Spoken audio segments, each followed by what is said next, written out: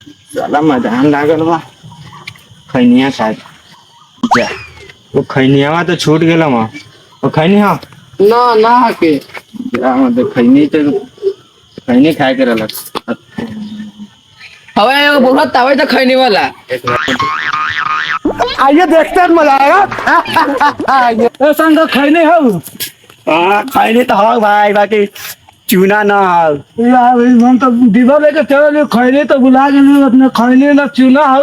और बिना खैनी खाए तारे बाथरूम में ना होलो। खैनी तो चूना ना बाकी एगो हो उधर मोहन भाई आवे छो जो ओकरा से मांग लिए। रात में मछली भात बहुत खा लेली तो पेट साला साफ पानी से भराई का।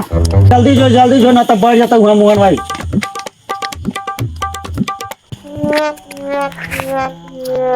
ओ मोहन भाई ओ रुका हो खैनी दा खैनी तेरी ने हमरा जोर लागल वाला हमरा खैनी खैनी जोर लागल हमरो तो जोर लागल बाकी खैनी न रहलक। खैनी न लो तो तोरा रास्ते पर नु कहे के चाही।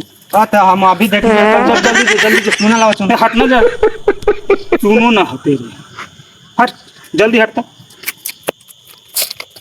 ओ मारो बिना सुना ना तो बहुत जोर मैदान लागल हो।